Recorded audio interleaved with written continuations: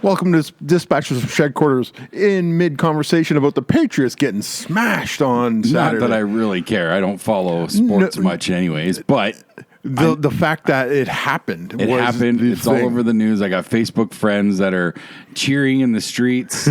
As I said, one guy, Franklin, he posted that, because you could post safe from after a tragedy and whatnot. He put safe from having to see the Patriots in the Super Bowl again. I did one of those with... over the Christmas break, I think it was safe at Nakatomi Towers or something like that. I missed that. I missed that one.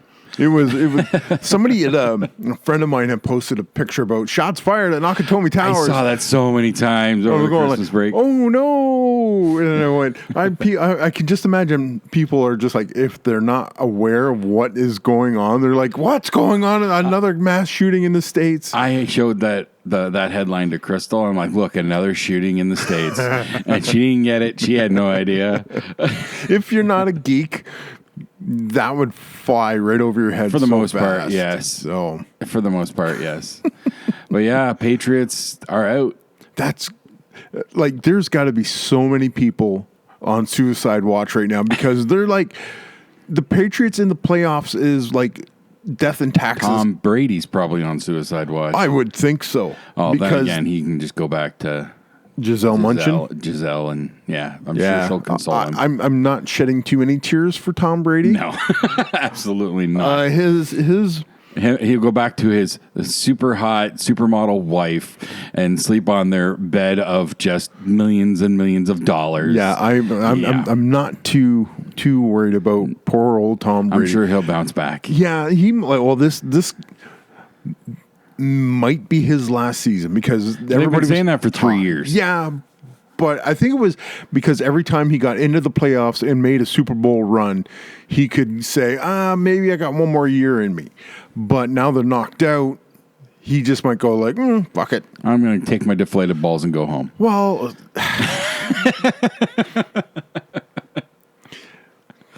okay. Frank, somebody posted something about Brady. And I think Franklin, I saw probably Franklin. He's been pretty vocal about it. Somebody about like Tom Brady's just a cheater and blah blah blah. And I just posted underneath that one and said, if you ain't cheating, you ain't trying. Okay, Eddie. And well, no, even like I said, Eddie stole that from somebody else. There was, I think it was George Halas, an old Chicago Bears football coach. Okay. That if you ain't cheating, you ain't trying. All right. So this, like Eddie Guerrero using it, he's not the first guy to say something like that. And it's, everybody cheats in sports. Everybody cheats sometimes. Little REM. No, keep going. No, that's as far as I can go. No, but in sports, everybody cheats. It's, again, death and taxes and cheating. It happens. In football, it is the worst because a referee can call holding every single play of the game, which would suck because, especially on the offensive and defensive line, I'm speaking from experience because I played, not pro, but I played in high school, and it's everybody's holding everybody every play.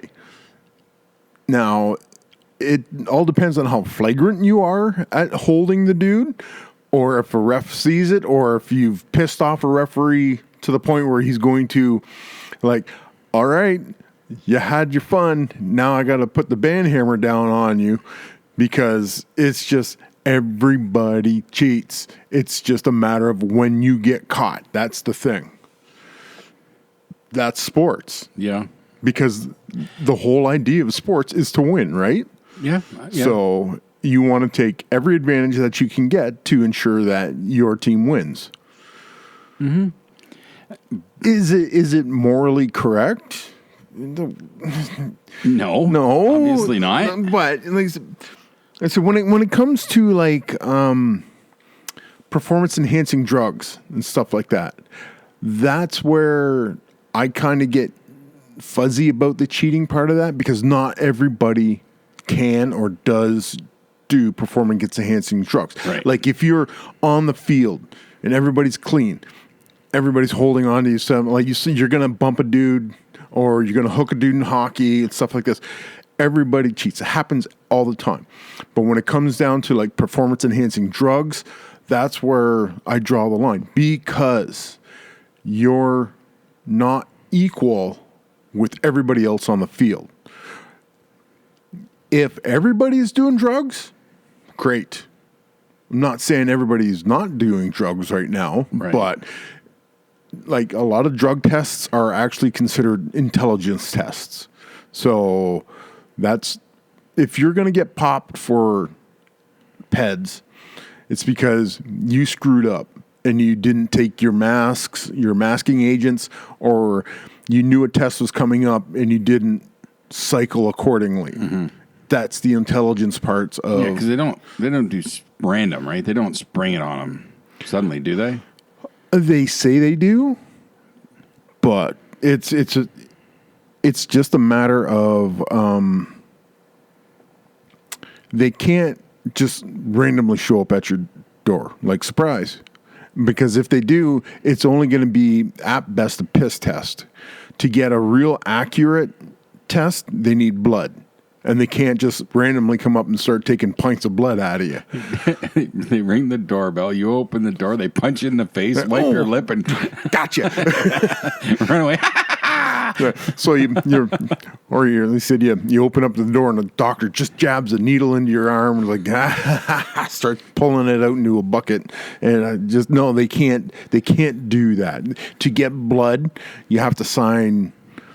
I believe a lot of contracts have them, if you're like boxing and stuff like that.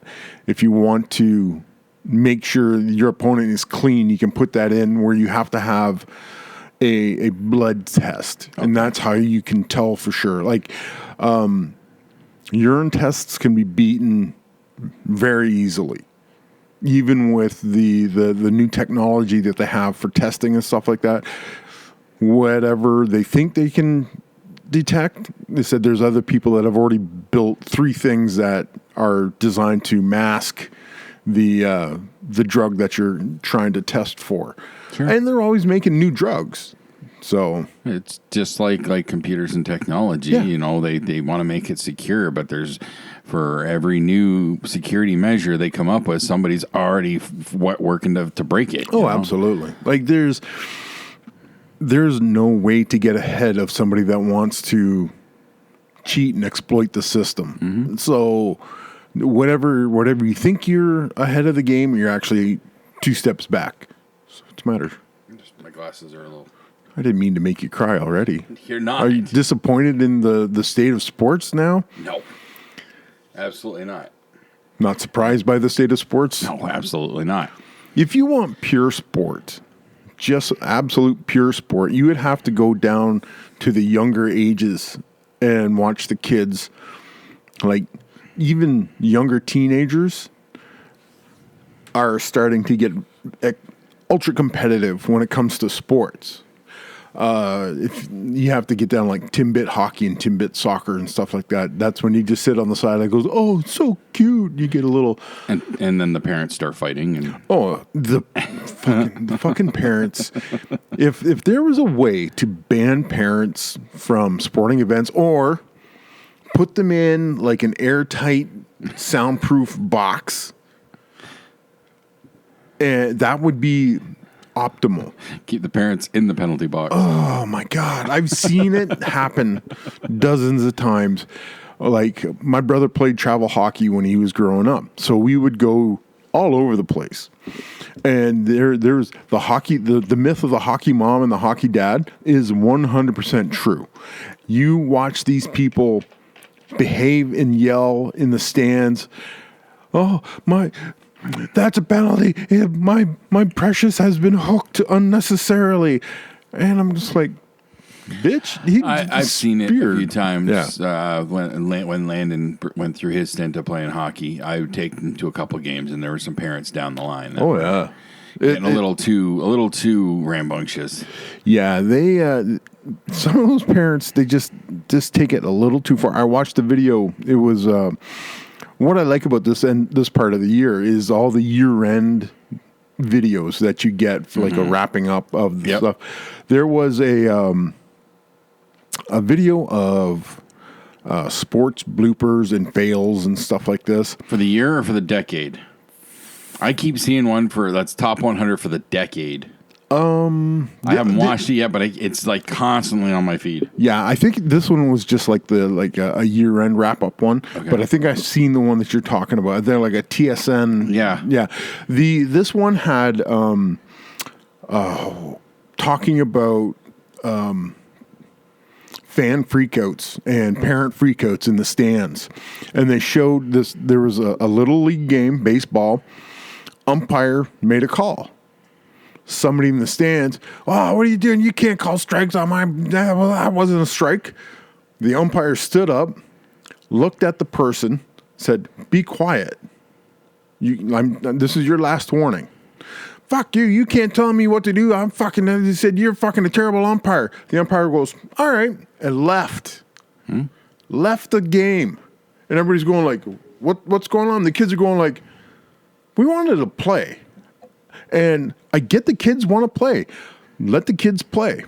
It's the parents that destroy everything when it comes to that kind of atmosphere. Let them play. Let them play. I'm Bad News Bears. I know Bad News Bears, but that was a different thing altogether. I know. But this is where you get the out of control parents think their kid is going to be the next major league star, or he's gonna make it to the show. Never mind that next year their kid's probably not going to be interested in the sport anymore. Exactly, because, and I've seen it many times where that kid will stop playing because they're embarrassed that their parents are acting like the fucking fools that they are in the stands. They're embarrassed. Well, a lot of times they're playing because it's not because they chose to. It's because their parents say, you're going to go play hockey. Oh, yeah. Because I've seen that a few times. Yeah, you get a lot. They've tried with Landon to get Landon into stuff, and he says he's interested, but he sticks with it for a year, maybe one season. Yeah. Hockey, I think he did 2, and that was it. He's just not interested in anything. No. So like he's tried soccer, he's tried hockey. I think their latest thing they tried karate lessons or something. Oh, okay. But he hasn't stuck to anything. He was taking drum lessons for well over a year. Yeah. No, not doing that no more. Just run out of interest. Yeah. Well, my brother started playing hockey 2 years before I did. And like I said, my brother was good enough to make travel teams. And they said, I really didn't have any interest in playing hockey up until I think I started in Pee Wee or something like that, which is like way late for Canada, that kind of thing. And I just played house league. I didn't think I was good enough to play travel or anything like that. I didn't want to play travel. They said my brother was a travel hockey player. That was his jam. He loved playing hockey, and he was competitive at it, and he was good at it. I just didn't have what he had when it come to playing hockey. So I was like, I just want to go out, practice pracky once a week, game one day a week, and I'm good. The only sport that I've ever attempted in my life, in grade 7 or 8, I was at McHugh School, and they decided to start a wrestling program. Oh, okay. It was the only year they did it. Yep. But I did do it, so I did get into wrestling. I won silver medal at the provincials. Nice. There was only 2 of us in the weight class. Doesn't matter. But okay. I would suggest you cut out the back part of that story. It's funny. It just makes me smile. I lost to the same guy twice. So here locally, and then again at provincials. So, unfortunately, when I got to high school, they didn't have a wrestling team. So. No. That was the end of that. The only other sport that I attempted, like I started to do intramurals for in grade 9 and a little bit in 10, was baseball. My dad had always played Maple City slow pitch for like my entire life, so I was kind of interested in that. But then I fell into the band and the art and then the music stuff, and sports went away. Yep, you went from being a jock to an artsy kid. Exactly. No, I was never really a jock by any means.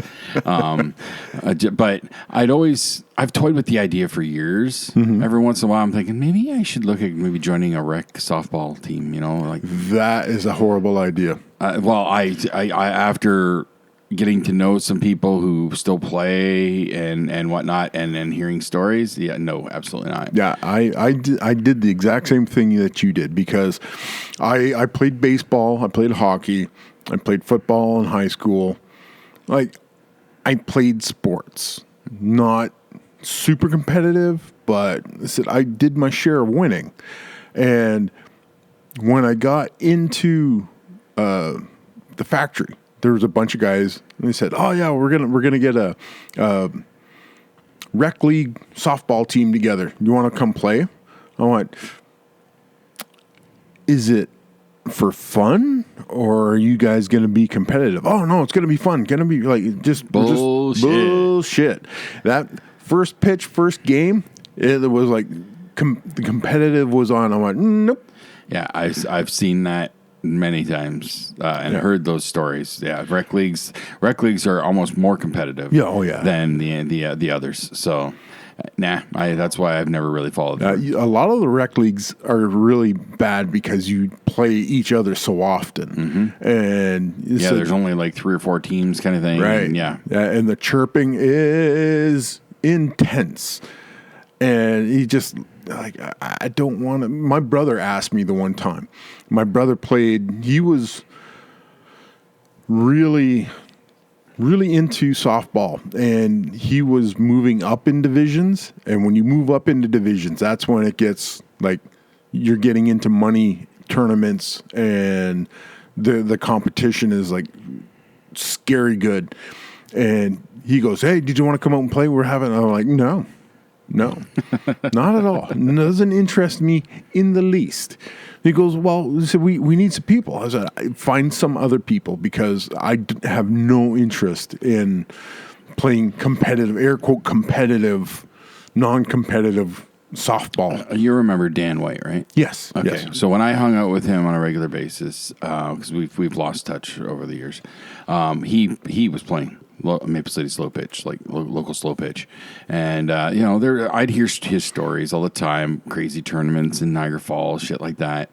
And he's talking about like there's certain guys locally that he would play with on the same team, couldn't stand them. And then they're just assholes. They're ultra competitive about it and all that kind of stuff. Like too far. Yeah. And he's constantly complaining about them. And then the next year, "Oh yeah, I'm playing with them again." Like, what you're getting into, and you're still signing up for it. You're a fucking masochist. Yeah. Well, there's a lot of guys get addicted to winning, and some guys they win, and they're assholes.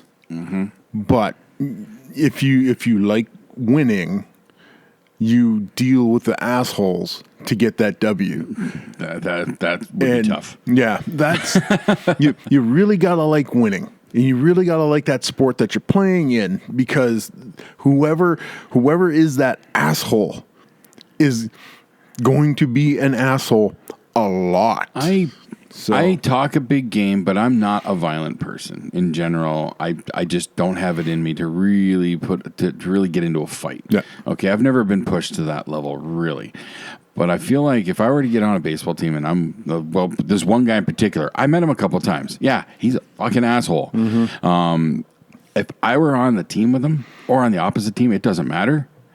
I guarantee you my bat's going at his head. Oh, yeah. At some point over the season, my bat is going at his head. Well, that was the reason I turned my brother down, because You're putting a weapon in my hand. Yeah, well, yeah. I asked him, I go, who's going to be on this team? And he started rattling off names. I went, he got to the one guy and went, right there. Right there. He goes, what? He's not that bad. I went, I've seen this dude in action. And I'll tell you right now, he said, if I'm at bat and he's like a third base coach or something like this, and he starts chirping at me, I'm going to helicopter one of these fucking bats at him. And then it's on. He goes, I'm curious to see if it might be the same guy, but let's not. I don't want to name. Yeah, he's just allegedly, but it was just some of those people they get into that league and they just lose all sense of sense. Congratulations! You're a really good player in a local beer league. Like, you're not going anywhere. You've peaked. You're obviously not going to be getting called up to the majors. You're not going to the show, kid. No, that no. Boat This ain't has fucking sailed. Bull Durham, damn No. it. You're not even getting paid to play. So shut up. Yeah, you're paying to play. Exactly. So. Like, if you were getting paid to play, maybe. Okay, that's different. Exactly. Like I said, you are now beholden to somebody who's giving you money to perform, and they want you to win. Right. Now, if you are paying for the privilege of playing, really have no legs to stand on to be a cocky asshole. Exactly. Unless you're just a dick in normal life, and you're just like, which the guy I have in mind, he was. Well, this like the guy that my brother was talking about. He outside of softball, good guy. Like not my guy. No guy. No, like he would be one of the guys where he could like go to a barbecue and sit and talk and have a couple beers with him. Sure, he would get a little chirpy, but you just like, hey, come on, settle down. You get onto a ball diamond, it's fucking Jekyll and Hyde. It's just he just goes fucking batshit crazy, and you're just going like, where is this coming from, man? Like, why? You don't have to act like this. Like, we're here to have fun. Air quote. And the guy I have in mind, he's at a 9 on off the field and at 11 on the field. God damn. Yeah. Wow. Yep. It's a high-strung dude. Very. Okay. But then again, this is when my dad played. So my dad's name is Rick. Yep. Rick Bayshard. Okay, there's multiple Rick Bayshards around town. So one of my dad's best friends was another Rick Bayshard. You want high strung? This guy was as red as a tomato every game. Wow. Now, and he was their coach. Like, he was the manager of the team. And he would get red as a tomato all the time. Just cause super competitive. I can't remember details, but very competitive. And they did play to win. My way back, like when I was really young. Yeah. My dad was on a winning team that won the championship around here like multiple years in a row, kind of thing. So it was there, but my dad was never quite like that. He had his moments and whatnot and all. But you have to have passion for the game. Yes. So you want passion for the game? Now, he might have played a few times since, but one of the last game my dad ever played, because I was working at E.T. Gators, the bar and grill. It's Blazing Barbecue. Oh, okay. That place, yep, okay? Yep. Dad played for their team. First game of the season, he's in the outfield. Okay. There's pop fly coming at him. He's running for it. His foot hits a divot in the ground. Oh, no. He goes sailing, lands on his shoulder, dislocates his shoulder. Ow. They're all checking on him. He's screaming in pain. They get the paramedics over. They got to cut his shirt off to check him. And he's like, don't cut my shirt. Not the He's jersey. more worried about his shirt. The jersey matters, bro. Well, the entire team signed that shirt, and they hung it in a frame inside the bar. But he was more worried about the shirt. Yeah. Now, he gets checked out. Sure enough, dislocated his shoulder. It was pretty bad. No ball for like a month. No work for at least 3 weeks, something like that. No, he was back to work in a week and playing ball in 2. And now he still has problems. Well, really? So, that's hard to believe. Right. He barely finished out that season, and I don't think he's hardly played ever since. Yeah, so. that's I get that. I really do, because they're don't like, cut my shirt. Yeah, it's all about that. It's all about the logo on the front and the name on the back, not the name on the back. So, but the I get the passion of the game. There's certain games you have to have passion to play. Rugby is one of those games you have to have passion for the game.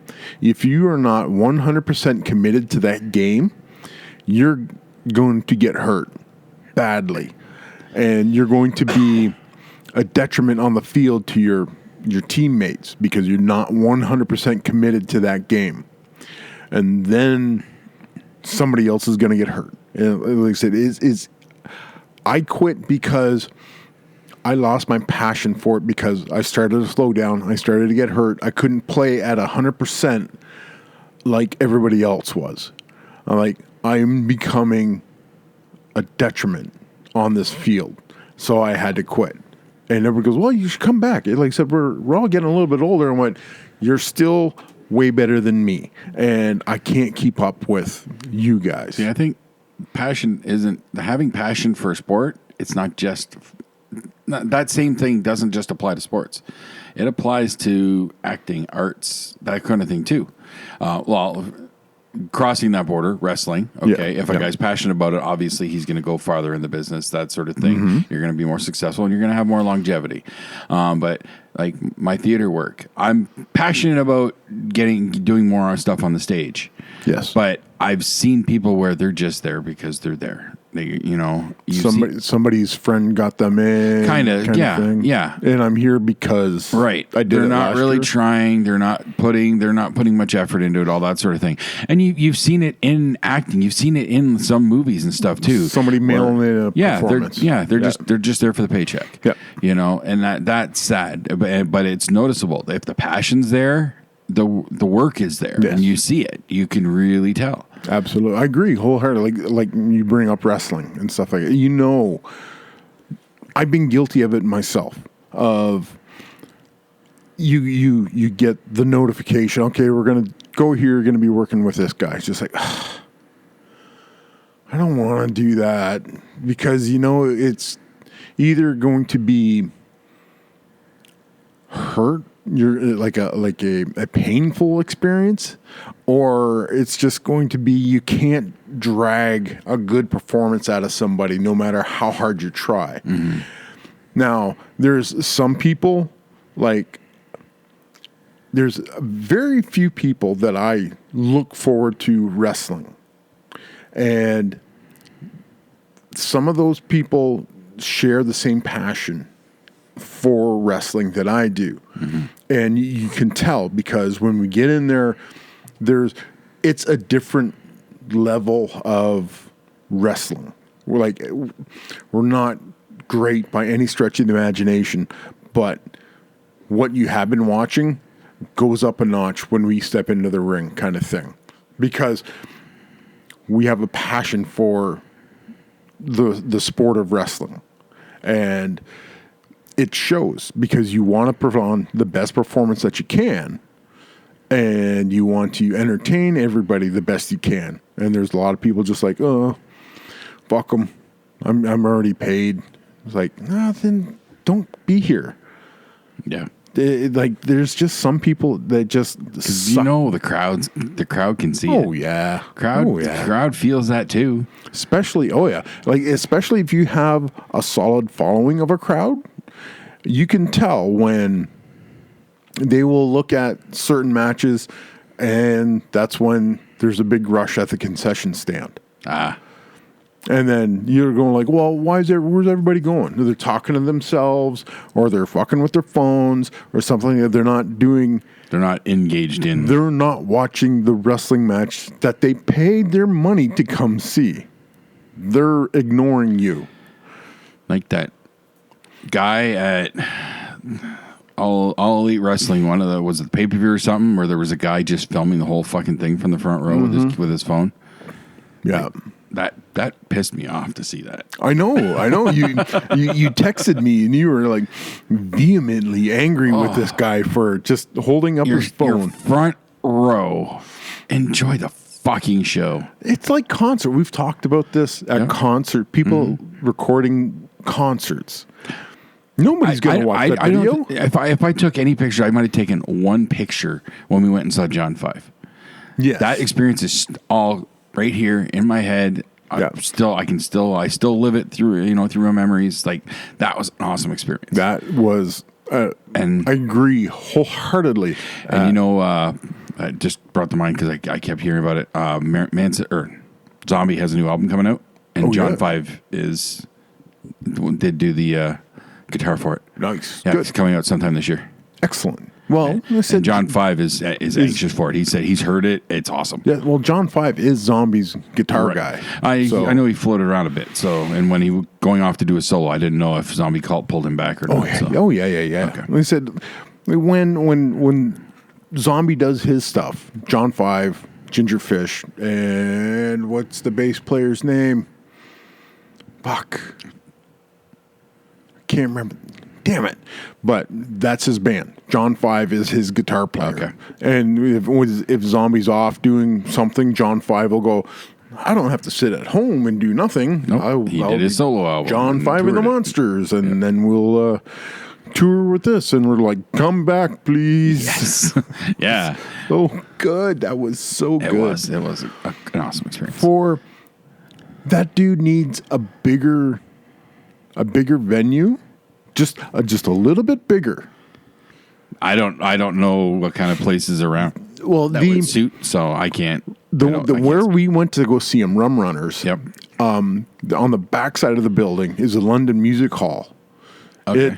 That's where I went to go see Zach Wilde Unplugged. Okay. And do his acoustic stuff, and it's a bigger venue. So you think if John 5 were to come back, he could do that? He could fill that place? Easy, because we couldn't have shoehorned another person into it was Rum Runners. pretty packed. We had a small little area of space in our corner, but there wasn't a whole lot of room to move beyond that. Like I said, I picked that corner of the bar, and we're going to stay right here. Well, it was a good angle. It wasn't too far back, and we weren't in the crowd where we were probably going to get punched, hit. Oh, absolutely. That's the whole idea of getting into the crowd of a metal concert. Maybe if I was younger, I'd risk it. No. Well, I'm too fragile in my old age. That's the thing. You look at the middle. It's all the young bucks. Yep. You're just wrestling around in the middle. And I said, everybody, all the older crowds going, you guys go have fun. We'll watch you. You guys, crazy kids, go do your stuff. But it was a great concert. That was the first time I've ever been in Rum Runners, and I was like, I need to go back to this place because it was fantastic. It's a nice little venue. Yep. And like I said, that bartender kept the drinks coming, and they have the fact that they had 3 bartenders that helped a great deal. Yes, it did. Holy cow! Because that bar didn't stop all night. Nope. And those dudes were hustling. Yep.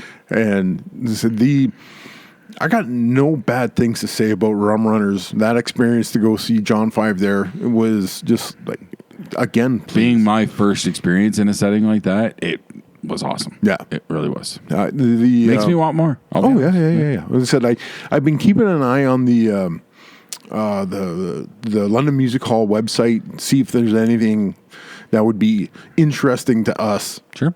And I was like, if something floats by, I said we'll definitely have to grab a couple tickets and take a show, because I do hope John 5 does come back sometime soon, because I know Scammy was kind of bummed that he couldn't make it. That's why I took some of those videos, is I was going to show them to Scammy. Then I remembered he would be like, oh yeah, look at you fucking taking videos at a fucking concert. Exactly. So like, fuck. All right. Although he is slightly kicking himself because I was not able to find any footage from his Zombie appearance in Michigan where he slapped Zombie on the ass and said good game.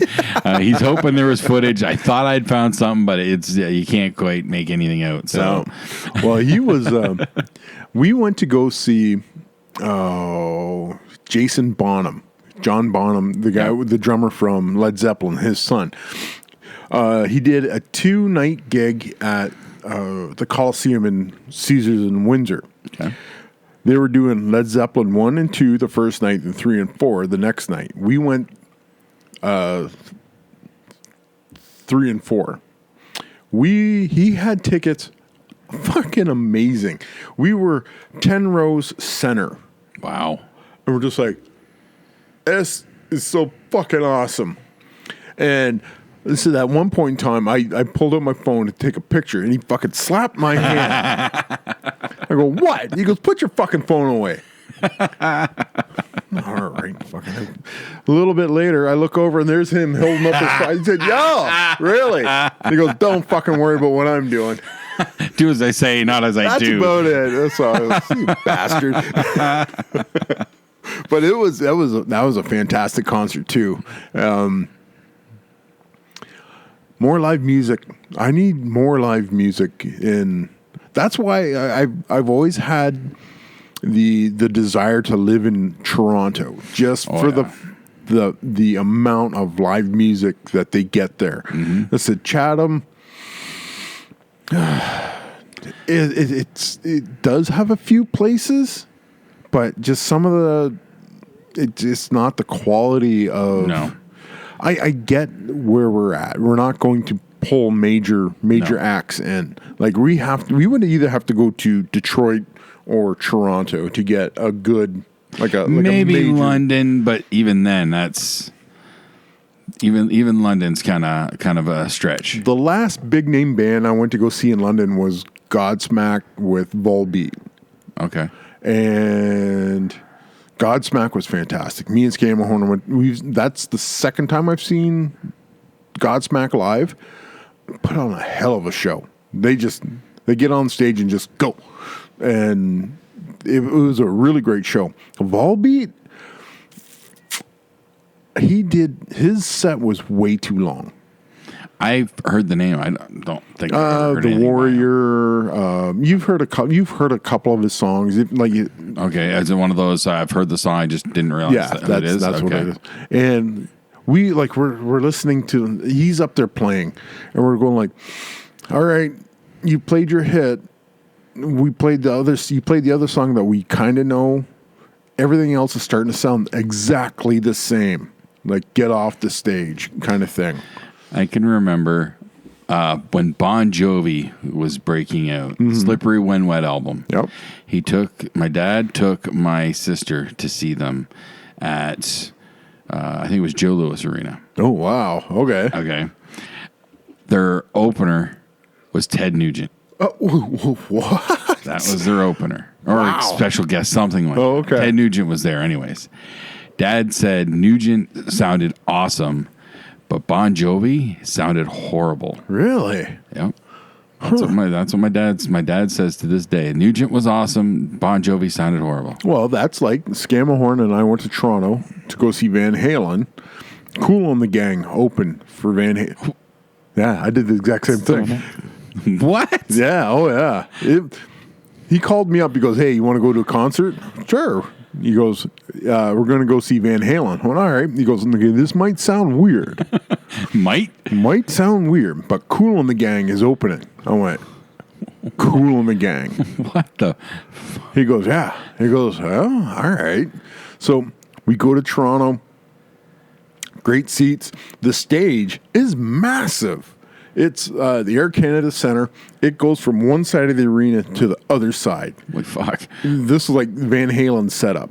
And it's like the Death Star black floors, shiny kind of thing. But David Lee Roth likes to run and slide across the stage and stuff like this. So he has this. So this is still with Roth.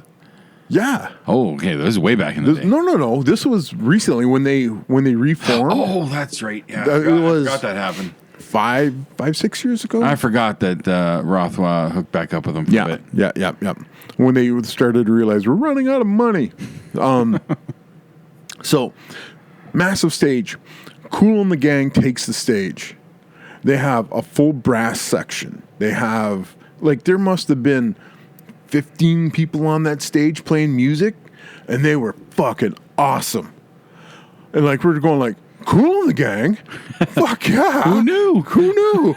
And then Van Halen takes the stage, and we're just bring back Kool and the Gang. He said, you need to flip the order of this show because Kool and the Gang is now the headliners and Van Halen is opening for Kool and the Gang. Because Kool and the Gang tore shit up. and they sounded great. I've heard stories like that of like tours where opening act is a new band that's starting to break out, and they outshine the headliner. Oh yeah, it happens all the time. But like, I think Jeff texted Milena and said, "You're not gonna fucking believe this."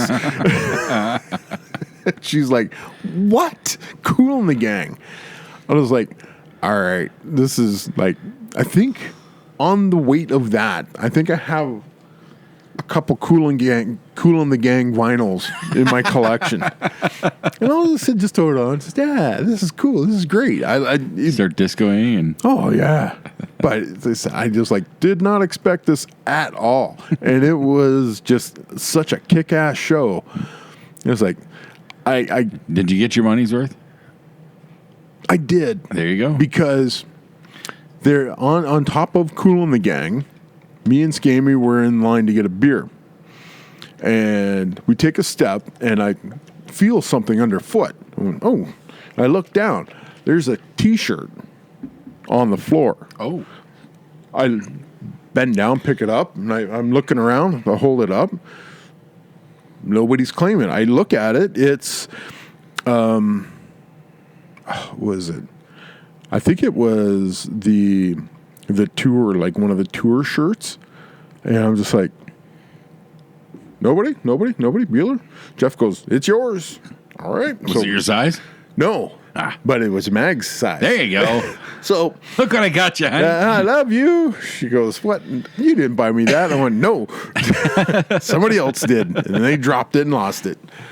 But yeah, so between a free $60 tour T-shirt and Cool in the Gang, and made for a good night. Hey, made for a great night. They said I'm not a huge Van Halen fan, but getting to go out to the Big Smoke and go see a live concert, sure, what the hell, I'll go. What's your feelings on this Motley Crue Poison thing that's coming up? Motley Crue is touring again. You haven't heard? I have not heard. Yeah, they're touring with Poison and somebody else. I can't remember. Why not? Well, I've seen footage of Vince. Vince Neil is just a fucking train wreck on feet. Yep. So I went to go. Okay, here's another good story. Scamahorn calls me up one day. I just like walked in the door from work. He goes, get ready, I'm on my way. I go, for what? He goes, just get in the car when I show up. I go, where are we going? He goes, don't worry about it. I go, do I need a passport or anything? Oh, no, you're fine. Just get ready.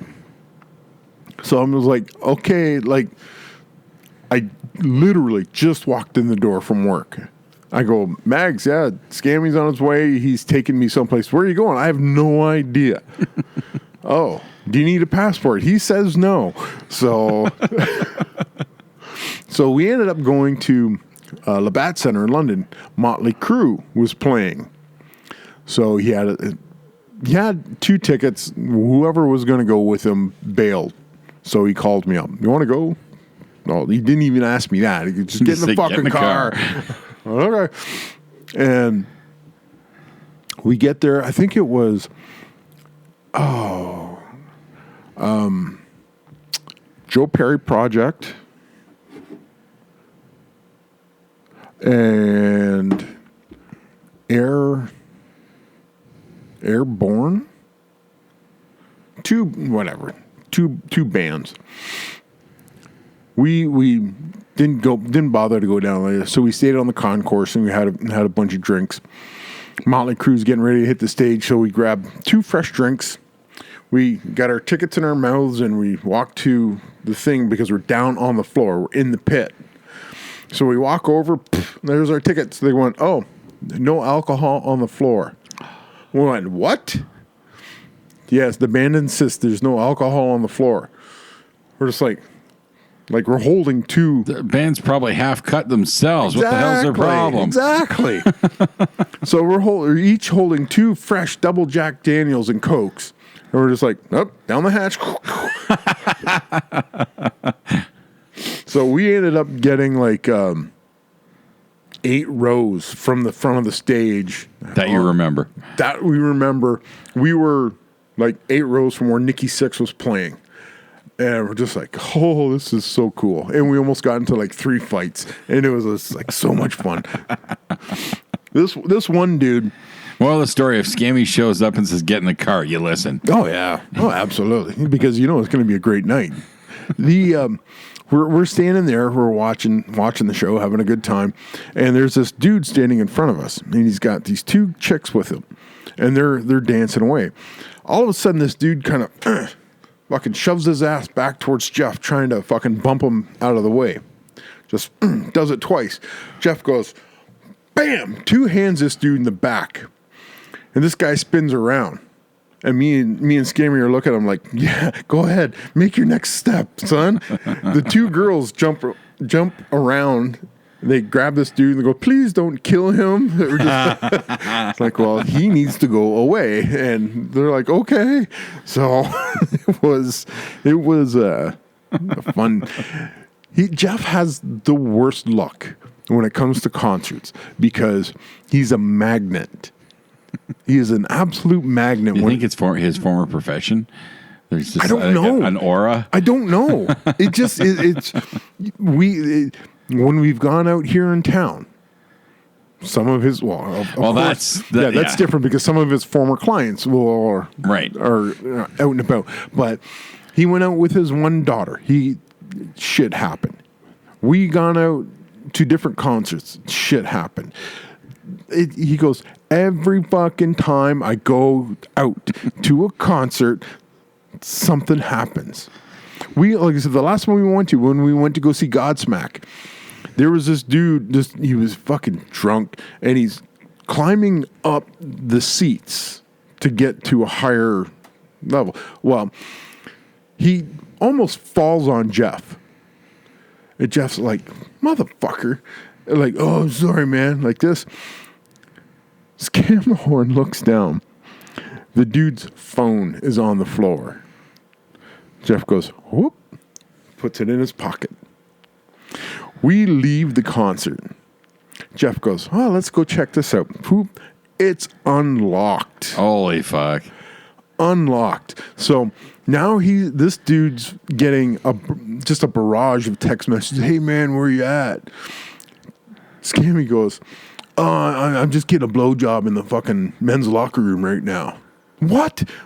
He goes, oh, you want me to come get you? I'll give you a blowjob too if you want. Like this guy's going, what are you talking about, man? I don't want like this. Come on. You know, like I said, I've always had feelings for you. I'm just like, this is, I think this is the time we have to like express our love for each other. The guys go like, fuck off. What are you talking about? So experiment with me, bro. It's just, I love you, man. I really love you. You have to like, just come on over. No, I'm not going like this. So we're driving over a bridge. He fucking rolls the window down and fucking throws the phone into the river. And just it's just like, well played. Sure hope that dude finds love.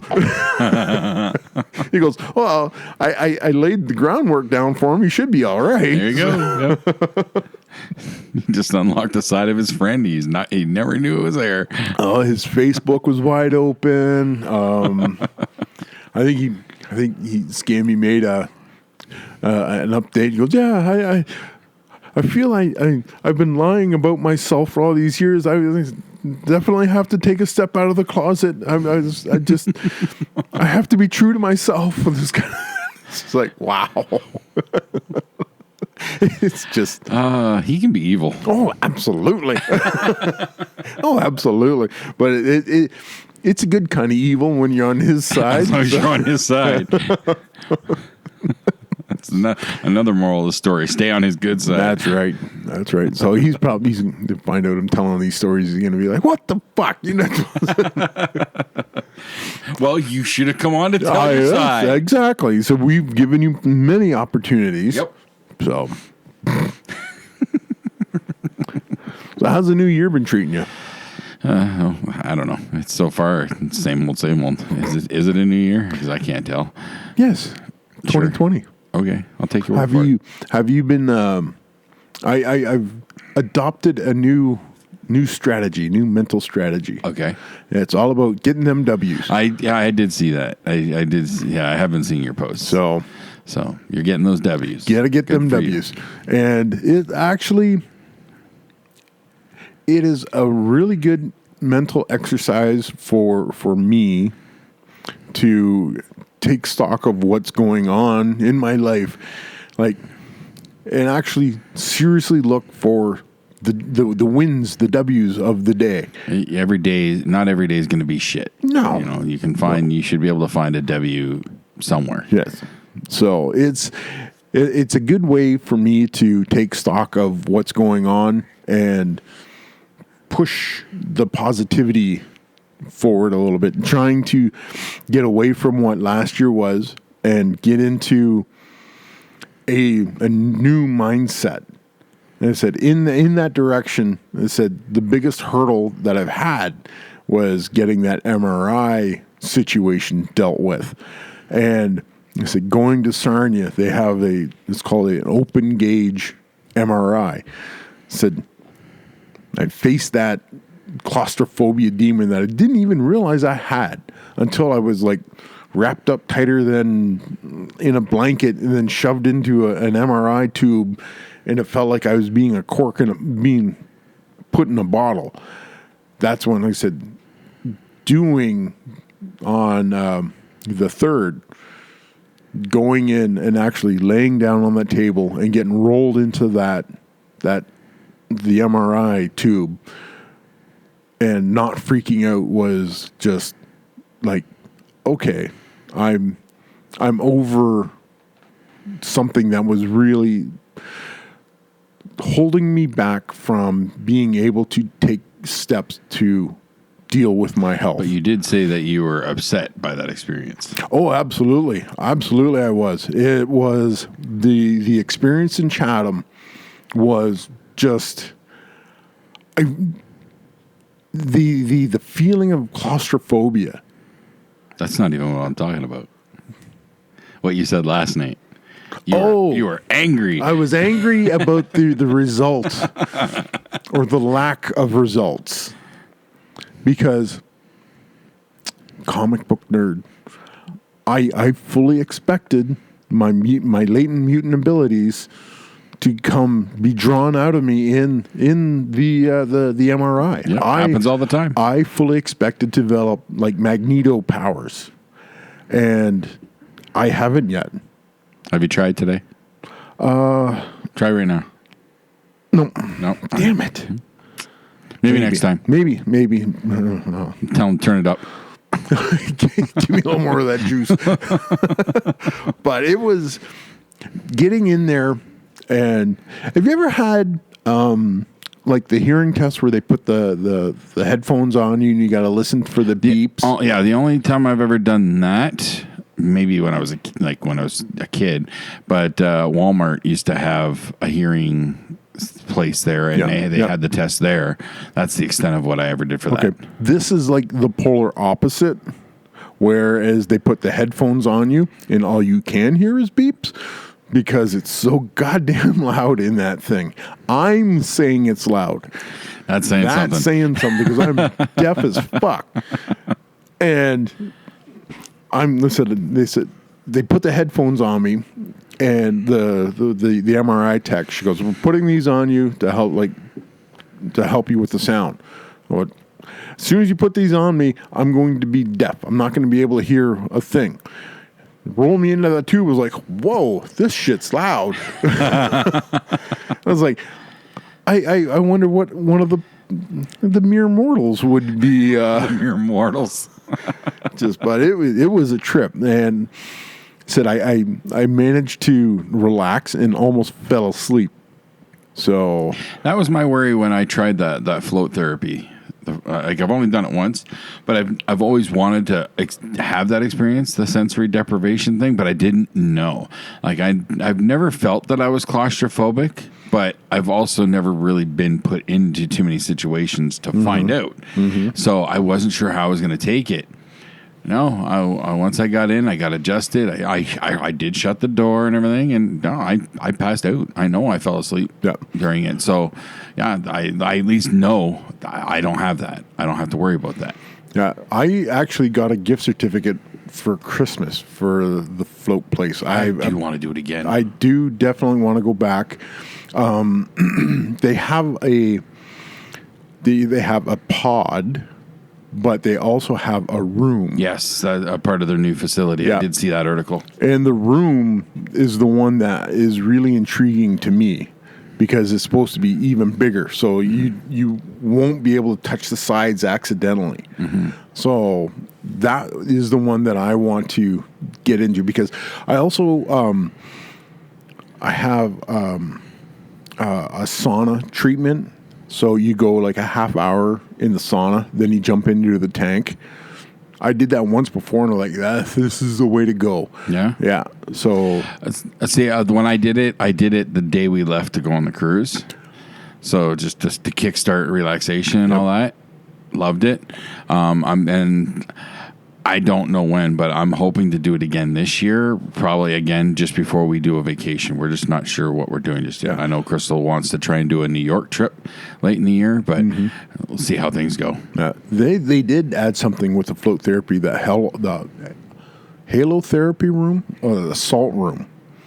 And so basically, they've taken a bunch of salt and they put it like on the floor, like the Himalayan salt kind of stuff, and like some of the Epsom salts and stuff like this. So you sit in this room. It's like it looks like it's inches thick on the floor of salt.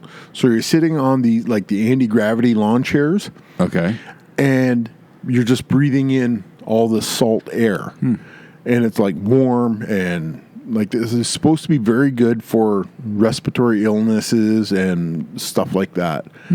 So that's a new thing that they added at their new location, and I'm like, I'm kind of intrigued about that one as well. Yeah, I've never even heard of anything like that. Yeah, so check out they basically it looks like. But I guess it makes sense. It's part of that aromatherapy kind of thing. Mm-hmm. I've seen so many of these Himalayan salt lamps or whatever that, they give off an aroma, something like that. So it's got to be akin to that. Yeah. The salt lamps, I did research on those, and they do give off a little bit of negative ions, but the environment has to be in a certain way. It's not as... Not beneficial. As they're saying oh, you put a salt lamp in your bedroom and you'll live to be 1,000,000 kind of thing. No, it has properties, but it's not as big or as effective as everybody says. I've always thought a lot of that stuff's probably just psychosomatic. It's all just you're tricking your brain, placebo effect kind of thing. But the placebo effect is actually a real thing. Oh, I'm not saying it's not. I'm just saying that's how, when it comes to a lot of those things, that's what it makes me think of. There's probably a little something, but your brain makes it a bigger thing. Right. So like we're saying, that room full of salt is probably. Why are you arguing with me? I'm not arguing. I'm just explaining. Oh, like I don't know. I'm kidding. Don't pick on me. But that salt room would be way more effective than just the lamp in your bedroom. Oh, absolutely. You're talking the lamp's probably 2% effective compared to this room. You know? Like I said, if I do go, I'll have to do a field report. So get my Cub Reporter fedora with my press pass and the hat band and. We'll figure it out. Do a little quick recording of yourself, and this is Special Agent on location. On location, yeah. This is Carity. Oh shit.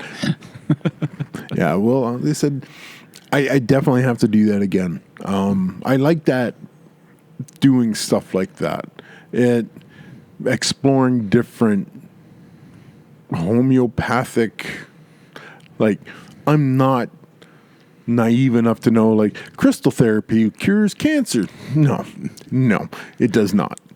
It might help you, but it's not the only thing. That kind of thing. I was going to say something about essential oils, but I'm just going to stop there. Go ahead, lay it on. No, well, I know there's so many people that are just all over these essential oils. Like, and Crystal was even going to start getting in, like, was thinking about she has a bracelet or whatever. Oh, okay. And I'm like, I don't quite get it. Okay. Again, I think it's purely psychosomatic. I think it's just you're just tricking your brain to thinking or feeling a certain way. Yes. I refuse to believe that 2 little drops on a bracelet and you sniff it every once in a while is having that much of a dramatic effect on you. People have been able to fool themselves into believing a lot of things, and that could be part of it. That the placebo effect. The way these people that are, because there's so many people that are dealing in these essential oils and whatnot, it makes me think of like old school, like in the Western days, Dr. Johansson's Wonder Tonic. Oh, that's the snake oil salesman. Yeah. That's the term, snake oil. I knew there was a term for it. Okay, that's what it makes me think of. I have a diffuser right there. Yeah, I've got 2 bottles of essential oils. One's eucalyptus, one's sandalwood. I got them because I like the way they smell. Do they have health properties? Probably not. Mm-hmm. But I like the way they smell. And that's what it comes down to. Yeah. Because that alone, it's proven fact that smells react. A smell can react to your body and does something to your body chemistry. That's why realtors, when they're showing a house, they'll put a batch of cookies, like they'll bake cookies, because when somebody walks into a house, they smell fresh baked cookies. They're instantly in a better mood because their brain is going back to childhood and whatnot. So they're more apt to listen and possibly want to buy. Yeah. You know? Oh, yeah, absolutely. That's a proven tactic for realtors. Oh, yeah. They don't even have to bake cookies. They sell little bricks or something that you put in that just make the smell. Yep. Oh, yeah. I've seen those. They said there's so many sales tricks, that kind of thing. I know there's probably some friends of mine that deal with the essential oils and stuff like that. I'm going to have to get into an argument with them somewhere down the road. I get the Scentsy waxes, because that's just they smell nice. Yeah. I just hate that a lot of times Crystal gets drawn to stuff that smells like food. You're just making me friggin' hungry all the time. Well, I will admit, there's a couple of those smells are so good. Oh yeah, I came across like a pumpkin pie Scentsy wax thing. That makes me fucking hungry. I wanted pie so bad. I can't go when we've gone shopping to like White Oaks and whatnot. Crystal always wants to go to like Bath and Body Works. Oh yeah. When we go across the border, we go Bed Bath and Beyond. Same thing. All those soaps and stuff. I can't go in those places. The lotions and the potions. I can't go in there. If I'm in there for more than a minute, I get overwhelmed by the smells and my stomach flips. Are you a super smeller or super taster? I don't think so. I just there's something about all those different soap smells, and it's particularly the ones that are very soapy. My stomach just flips. My cousin's a super taster, and some of the stuff, like, she goes, if like there'll be like a piece of onion in a salad, Mags is the same way, especially with onions. If there's like a piece, she will find it. And the whole thing, she's like, I can't eat this anymore. There's onions in it. There's like one little piece of onion has fallen off something or other, and it ends up in there. There's a YouTube guy that Crystal has found from that Bon Appetit magazine or website. He's a super taster. So he does this blindfold challenge. So he's blindfolded.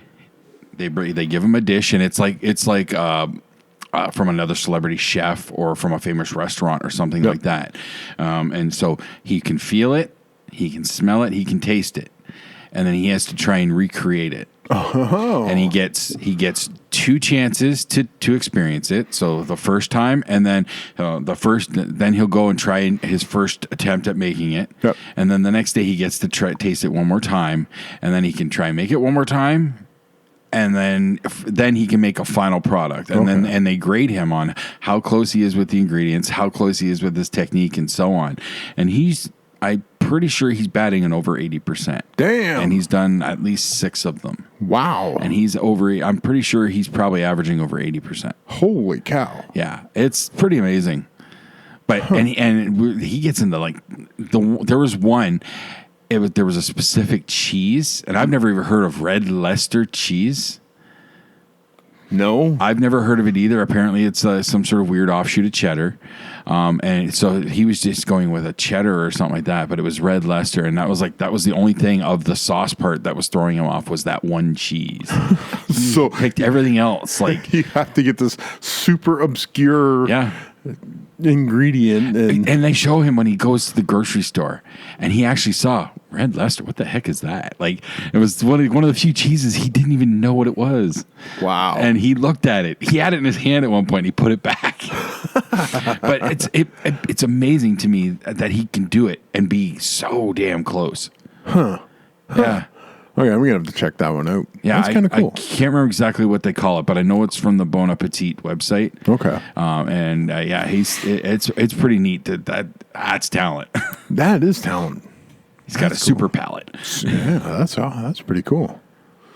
Huh. All right. So what do you got going on today? You got to take a kid back to we're taking Xander back to Waterloo tonight. As soon as Crystal's done work, we hit the road, which is going to be awesome because that means we're leaving here. We probably will be fully on the road by 6:00 at the latest. Oh, nice and dark. Which gets us back to Chatham if we're lucky before midnight. Because it's 2 hours 20 minutes door to door. Yeah.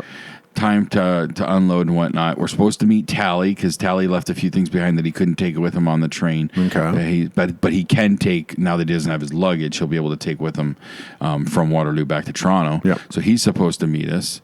I'm expecting we won't be back to Chatham. If we're lucky, we'll be back before midnight. Awesome. And we've got to work in the morning, which is fine by me. Midnight's not too bad. That's about roughly most nights when I go to bed anyways. But Crystal, they have inventory tomorrow. Oh, no. She's got to be to work for 6 a.m. Now, she can run on low sleep and still go anyways. Yeah. She hates getting up early in the morning. Yeah. She hates day shifts. Like, she likes to sleep in. She likes the day shifts because she's done so early, but she really likes to sleep in. Mm-hmm. So I got that. She's not looking forward to I know that feeling. I have to, I actually finally go back to work on the 6th, and I'm looking forward to getting back into the groove. I don't expect anything to be any different this year than it was last year when work-wise. It's just, it is what it is. And I'm coming into my last contract. Okay. And then there's, as long as everything plays out accordingly, I will be fully retired in 3 years. Really? So I don't know. It's just one of those things. Play it by ear, see how it goes. Play it by ear. Can't get too excited about those things because you just don't know what's going to happen. I've got a cousin who works at, I want to say Ford, but it's either Ford or Chrysler in Windsor, and he's getting close to retirement. He's been doing a countdown, but I think he just took an extension or something. Oh, okay. But where he's working, I don't know exactly what he's doing, but I know it's cake work. Like, he's constantly posting funny things on Facebook. Wow. Okay, you've seen my output of Facebooking, especially when I'm at work, is because I've got enough seniority where I can get myself. I've got myself probably one of the best gigs in that place, and if I really work at it, it's that I can get my 8 hours of work done in roughly 3 hours, and that leaves way too much time left over just to idle hands. Oh, idle hands indeed.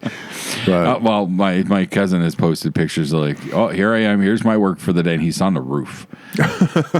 He's on the roof of the building for some strange reason. I don't know what he was doing up there. Something up here I got to do. I just got to find it. That was, he said, this is where I'm working today. He's on the roof. Not bad. Not bad at all. So, did you watch Wrestle Kingdom?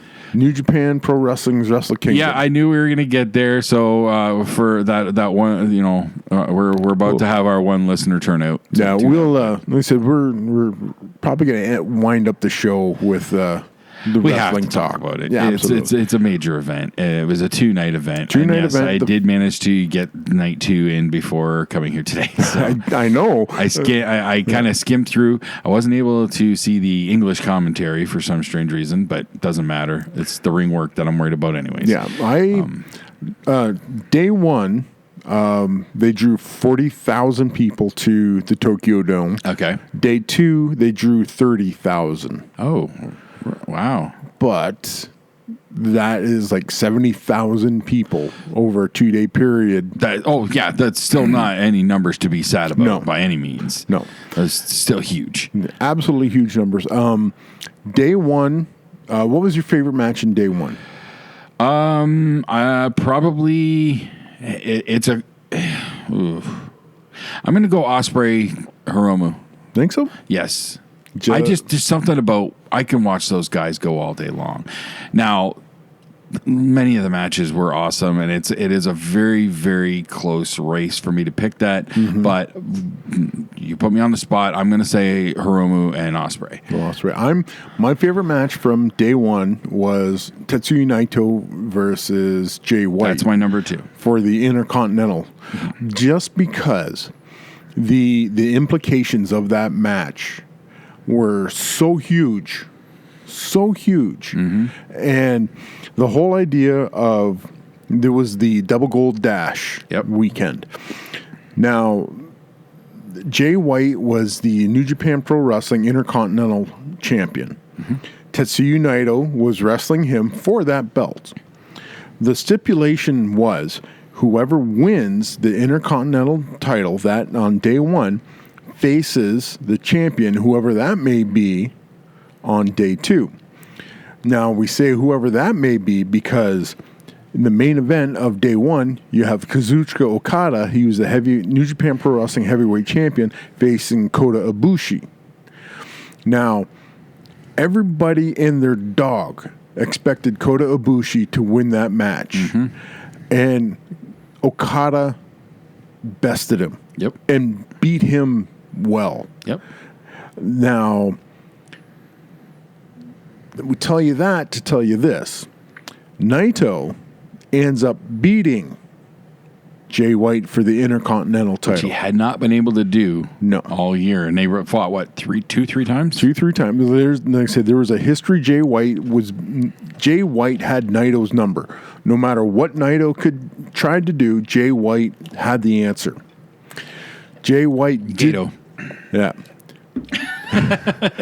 Fucking Gato. Yep. Jay White did not have the answer on night 1. Nope. Naito found the way to put Jay White away to win the Intercontinental title.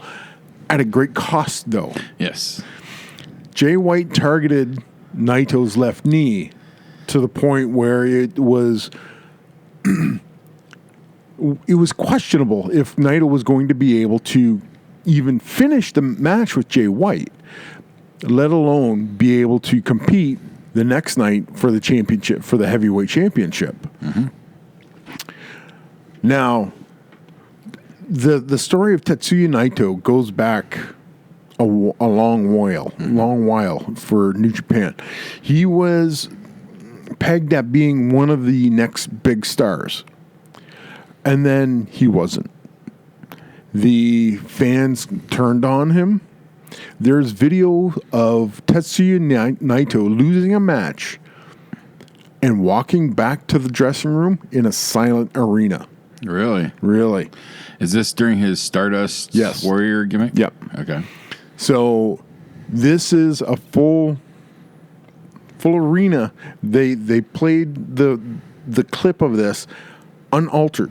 You literally can hear people like murmuring, but it was dead quiet. Wow. It is the creepiest thing as a performer that you could think of because you're like, I've done fucked up real bad to the point where they don't hate me or love me. They don't care about me enough to make any noise. Yeah. And I'm just like, damn, that's the worst reaction you can get from an audience is no reaction at all. And Naito kind of like, well, I'm screwed. So they sent him to Mexico.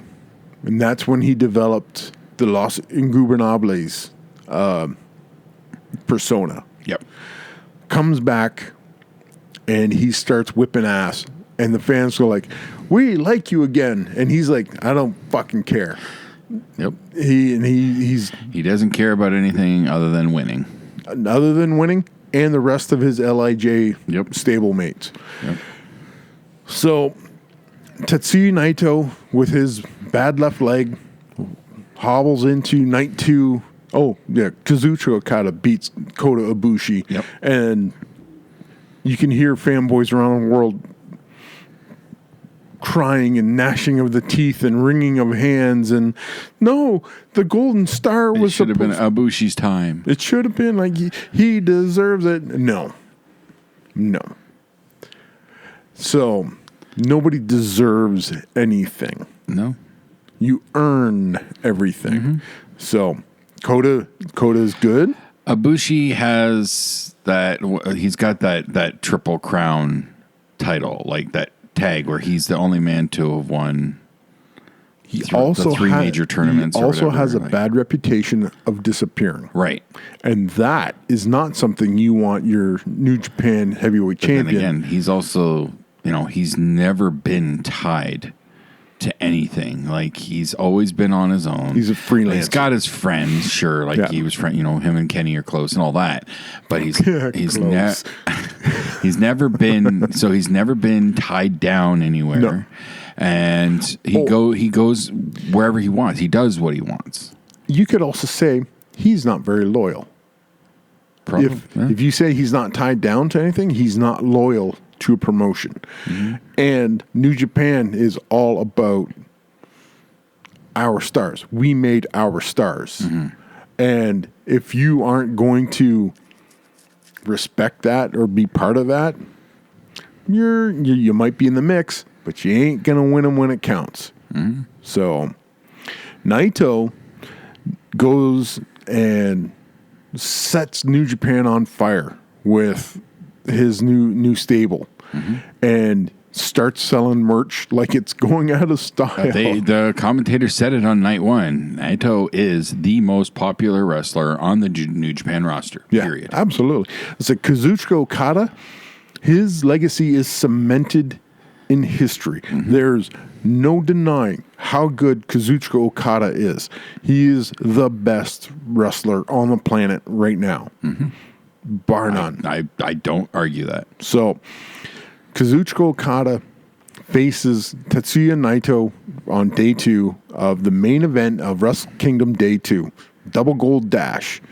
They are about to do something that has never happened, ever, in the history of New Japan Pro Wrestling.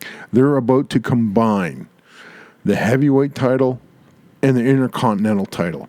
It's going to be a double-belted champion. Never, ever. Are they going to keep the titles still separate? Yes. Okay. Yes. I wasn't sure if they were actually going to merge the titles and eliminate the Intercontinental or something. I don't know how I wouldn't see them doing that. Yeah. But I was concerned that was something they were planning on doing. Where they strip one of the titles off. They eliminate the IC and just run with the heavyweight going forward. I don't see them doing that because the IC belt has a history of itself, and you can't deny that history. And it's traditionally like a stepping stone to the heavyweight. Correct. So you have now history about to be made in this match, and it was everything I hoped it would be. It was so good. I was so happy. I know you texted me about the Stardust Splash, because it was so perfectly timed and it hit just perfectly. Like that, to me, that seemed like a logical endpoint. After everything that had gone up to that, it just seemed to me like that could have been an endpoint. But that was his old move. Sure. So he told the story of his evolution in the build-up to pinning Kazuchika Okada. He hits the Stardust Press, gets kicked out of, because if you look at the past of Naito, a lot of people kicked out of the Stardust Press. There was not a finisher that people would get behind. Not like the high five flow that Tanahashi used, which not as impressive as the Stardust Press, but Tanahashi's a different level. Tanahashi's Tanahashi. Yeah, okay. Tanahashi, the only way I can really describe it is the Japanese John Cena. Yeah. So yeah, absolutely. There's even when Tanahashi loses, he wins. Oh yeah. So Tanahashi, how the wrestling isn't wrestling. You can't beat John Cena because he's Superman. Yep. So Tanahashi is the Japanese Superman. It's fascinating. Anyway, so you see the progression of the Naito from the beginning of the Stardust Kid to, he goes, this is where I was. This is where I'm at. Especially when he hit Destino for the pin. When he hit that final Destino, it was just like, this is the thing that will always work. I was on the edge of my seat. Yeah. I got mad when Okada kicked out of the splash. I got mad when he kicked out of the Destino prior to that. Mm-hmm. I was getting angry. I'm like, fuck, dude. And then when he finally hit Destino and I'm like, fuck yeah. Dead center of the ring. Yep. No funny business. No funny business. No ambiguity about it. It was Destino right in the middle of the ring. 1, 2, 3. And Naito is now immortal. Yes. So he'll forever have that. Just like Chris Jericho is the first undisputed heavyweight champion in WWF history. Yeah. So it was so good. Did you see Okada's tribute to Naito? Okada was heading towards the back, and then Naito's in the ring doing his promo. They cut to Okada. He's like some of the young lions. See that. Oh, okay. Some of the young lions are helping Okada to the back. So he had kind of dropped down like this. Naito's complimenting Okada on being the champion. They cut the camera, the scene to Okada. Okada's on the ground. Oh wow! Raises the LIJ fist, and then it just like everybody's like, oh! The Japanese crowds are like, he acknowledges him, he respects him, and it was just a fantastic finish. Now, this is the part where I think you really got mad. Yeah. Is when Kenta invaded the ring and attacked the brand new immortal champion. Mm-hmm. I don't get the logic. I really don't. The guy just lost the never openweight title to Hiroki Goto like 2 hours before. Why the fuck does he think he's worthy of even getting a match with Naito? Because he believes he's worthy. You just lost. But, okay. You lost. Kenta? Back of the line, bitch. No, it doesn't work like that. Kenta is absolutely hated. Well, yeah. Not just because he attacked Naito. No.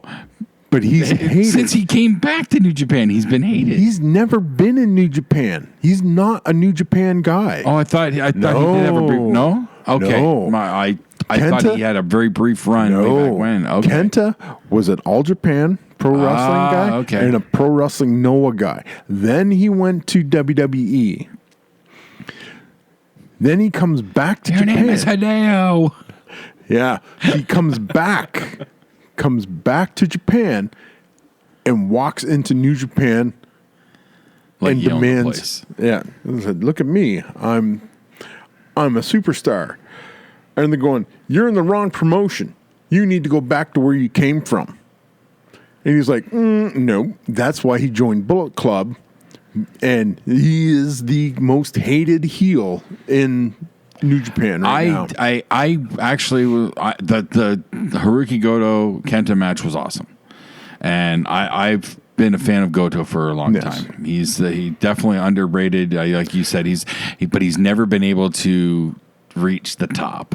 He gets in his way gets in his own way. There's something not quite right with Hiroki Goto about his mental state when it comes to the big pressure. Okay. And when he painted himself white, he just snapped under the pressure. He just can't handle the big matches. But I do enjoy watching him work, though. Oh, he's a great worker. He's a great worker. He's a high mid-card guy. But I don't. Him beating Kenta, I was a little surprised by. I honestly expected Kenta to retain. And then, look, he's the only one in Bullet Club with gold now. Yeah. Taking and pushing Jay White out of the top spot. Yeah. Because Jay White is the leader of the Bullet Club. I don't see Jay White vacating that position anytime soon. That's what I expected to happen, though. I expected Kenta to be, look, I got gold. You don't. Get the fuck out.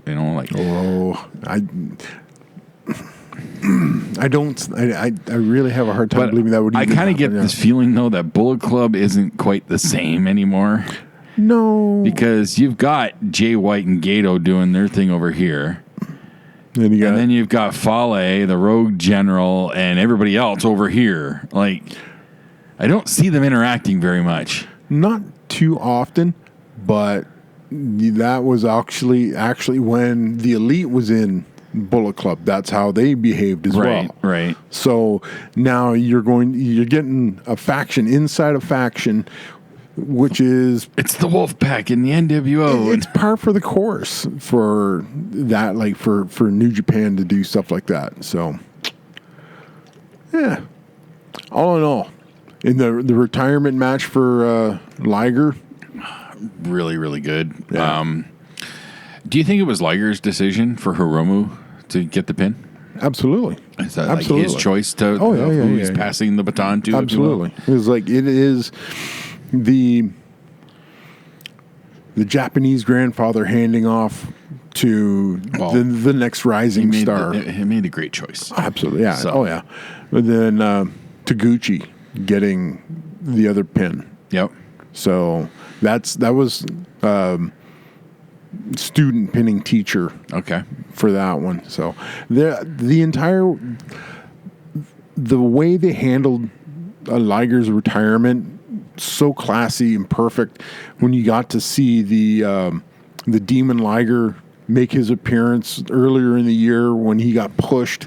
Is that you got to see all the classic stuff that Liger gave us all these decades. Yeah, when Liger at his age and he made Minoru Suzuki take a step back. Yeah, that's taking something there, big time. Now. Okay, Chris Jericho beats Tanahashi. The stipulation was if Tanahashi beats Jericho, Tanahashi gets a shot at the AEW title. Mm-hmm. The press conference afterwards, Jericho goes, I want to wrestle Tanahashi ever again. He flat out says, I want a working relationship with AEW and New Japan. Politics be damned. That has to be sorted out. We want good wrestling. Wow. He goes, I want to wrestle Tanahashi. I want to wrestle Okada. I want to wrestle Naito. I want to wrestle Suzuki. I want to wrestle Ospreay. I was just like, okay, give me all of those matches. And I think Jericho is at that position where he's at, where he can say, we need to do this. He can be the mediator? Yeah, I think he can. And to make AEW and New Japan enter into a working relationship, I think he's the guy to do it. Mm-hmm. And he's a good enough bridge to make that happen.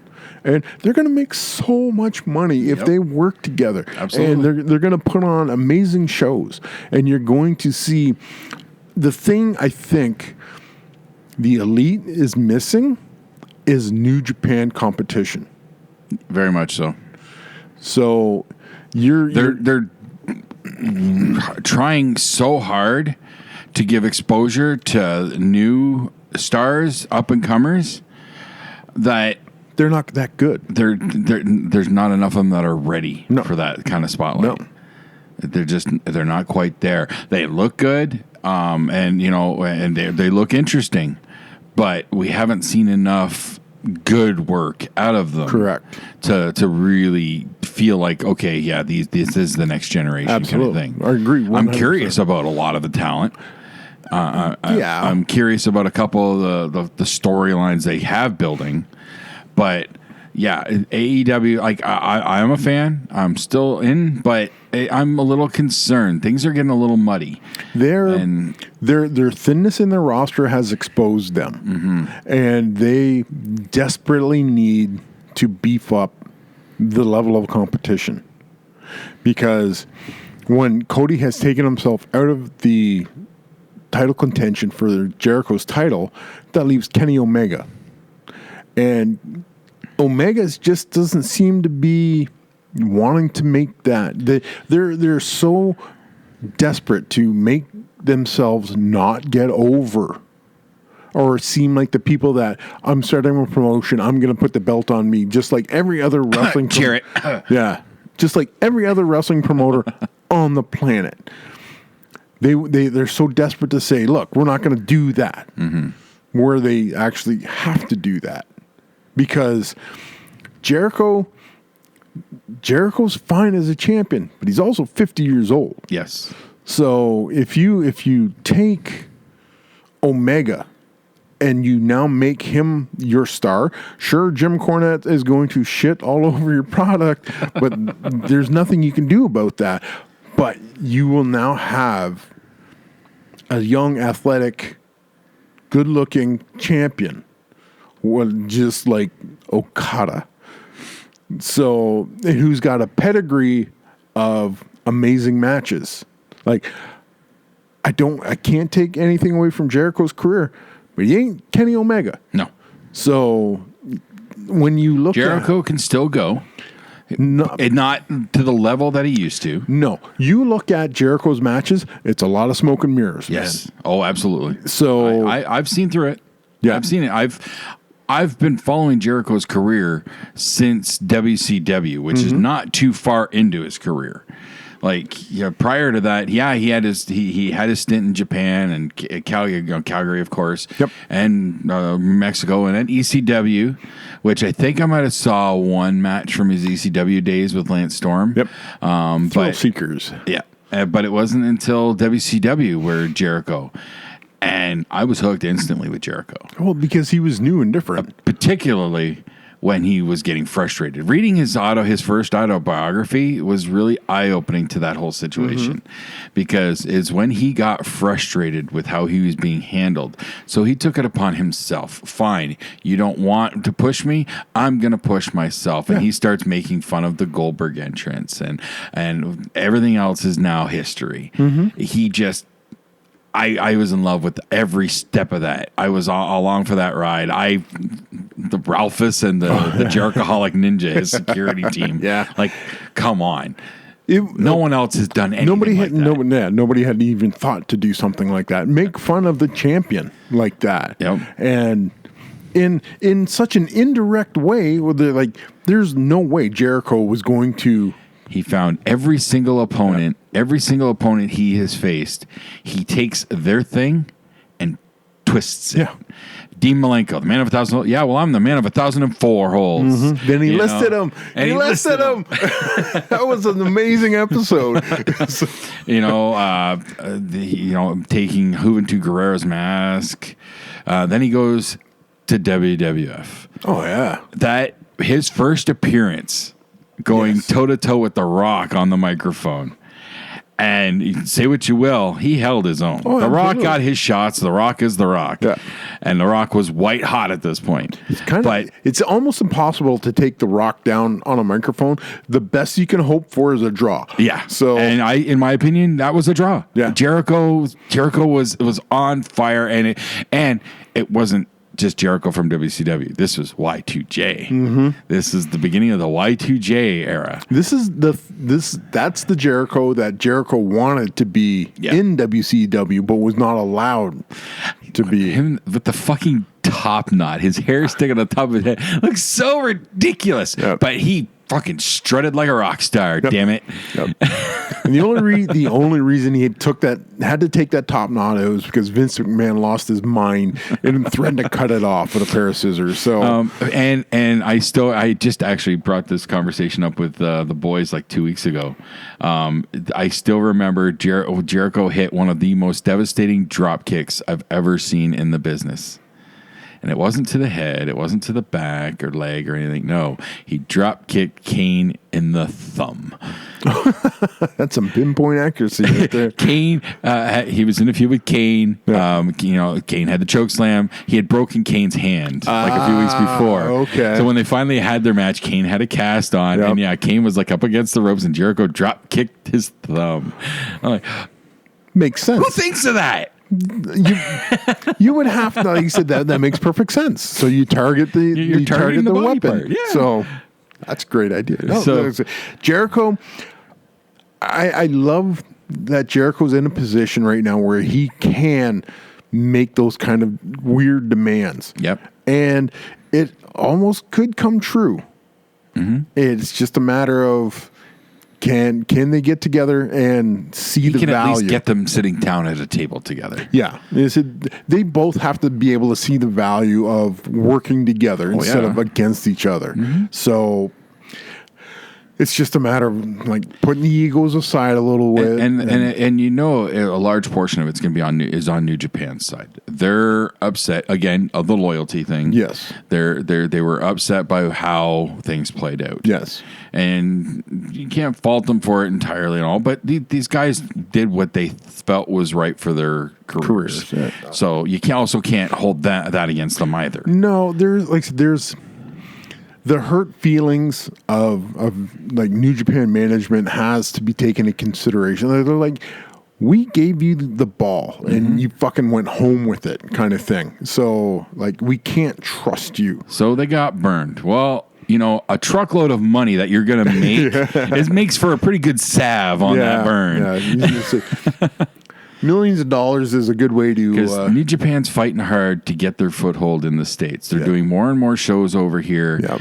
Do they still have the relationship with Ring of Honor, or is that now? I think because Ring of Honor is in such dire straits, I think they kind of are distancing themselves. But now they have the LA Dojo. New Japan has the LA Dojo. They're going to start bringing up their own homegrown talent. And plus you've got Fale in New Zealand developing New Zealand and Australia. Mm-hmm. So Jericho brought up Canada. He mentioned Canada. And I'm just like, yes, please. There's some great talent up here. Yeah. Like some of the biggest names all come from Canada, including two of the guys we just talked about, Jericho and Omega. Yeah. Hi. Yeah. So they would like if we know how to wrestle, eh? Yeah. If there was a way to open up a New Japan dojo in Canada, get their foot in the door. The T. Dojo. It wouldn't be in Toronto. I believe it'd be West Coast, Vancouver. Based. Yeah. Yeah, because it'd be easier for travel. Yeah, absolutely. So. But exposure-wise, Toronto, there's no denying. Right. If you put something in Toronto, but even if you have the dojo in Vancouver and you just run a show in Toronto once, a couple times a year. No, it's just. It's too much this is our dreams, right? It's too much to ask for, Icarus. Wait, let's baby steps. Let's get the relationship between AEW and New Japan first. That's step one. That's our goal for 2020. Yes, we're campaigning. Dispatches from Shed Quarters will get AEW and New Japan Pro Wrestling at the table. We're going to be directly involved. Yes. No. I'll moderate those talks. Somehow. You sit down. Sit down. Yeah. Talk it out. I'm not opening this door until you guys work out a deal. No food, no water. Make a deal. Yeah. I don't think that's going to work.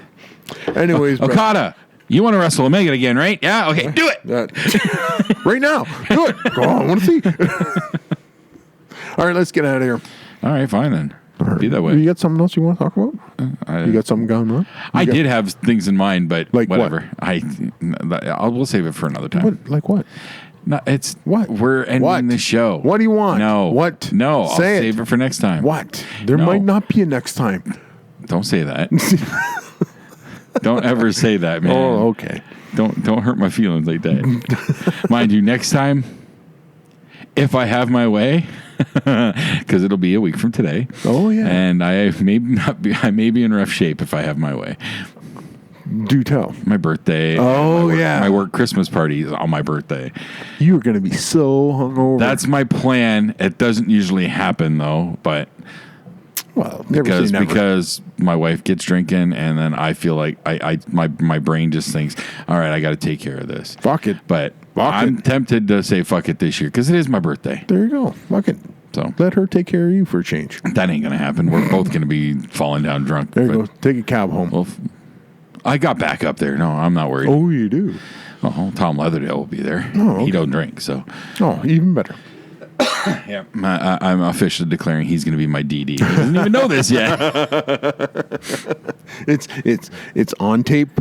It's now. Not that he was ever going to hear it, but no. But what are you going to do? Anyways, so good talking to you again this week, buddy. Absolutely. Good talking to everybody, our listener. We really appreciate you taking time. Yep. Yeah. So this week from Dispatches from Shed Quarters, this has been Mike and Jason. We will talk with you next week. Bye-bye.